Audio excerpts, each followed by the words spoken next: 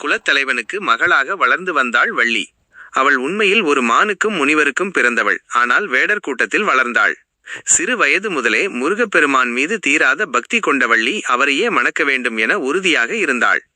தினைப்புனம் காக்கும் பணியில் இருந்தபோது முருகனை நினைத்து உருகினாள். 1. முதியவர் வடிவில் முருகன். வள்ளியின் பக்தியை சோதிக்கவும் அவளை ஆட்கொள்ளவும் முருகப்பெருமான் ஒரு முதியவர் வடிவில் தினைப்புனத்திற்கு வந்தார். அங்கு வந்த முதியவர் வள்ளியிடம் பசிப்பதாக கூறி உணவும் நீரும் கேட்டார். வள்ளி அவருக்கு தேனும் தினைமாவும் கொடுத்தாள். பின்னர் அவர், நீ மிகவும் அழகாக இருக்கிறாய், என்னை மணம் முடித்துக் கொள்வாயா என்று கேட்டு அவளை வம்புக்கு இழுத்தார். 2. விநாயகரின் உதவி. வள்ளி கோபமடைந்து அங்கிருந்து நகர முயன்றாள். அப்போது முருகப்பெருமான் தனது அண்ணன் விநாயகரை உதவிக்கு அழைத்தார்.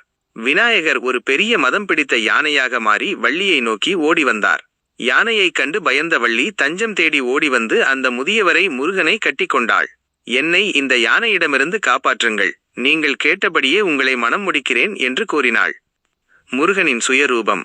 யானை பயம் விலகியதும் முதியவர் மறைந்து முருகப்பெருமான் தனது 6 முகங்களுடனும் 12 கைகளுடனும் காட்சியளித்தார். வள்ளியின் பக்தி நிறைவேறியது. திருமணம். பின்னர் வேடர் குல முறைப்படி முருகனுக்கும் வள்ளிக்கும் திருமணம் நடைபெற்றது. தத்துவம். தெய்வானை கிரியை சக்தி செயல் என்றால் வள்ளி இச்சை சக்தி விருப்பம். வேடர் குலப்பெண்ணாக வந்த வள்ளியை முருகன் மணந்தது இறைவன் எளிய பக்தர்களுக்கும் குலம் பார்க்காமல் அருள் புரிவார் என்பதை காட்டுகிறது. இந்த கதையின் முக்கிய காட்சிகள்: 1. வள்ளி தினைப்புனம் காக்கும் அழகு. 2. முருகன் முதியவர் வேடத்தில் வருவது. 3. யானை விநாயகர் துரத்த வள்ளி பயந்து முருகனை சரணடைவது. 4. வள்ளி முருகன் திருமண காட்சி.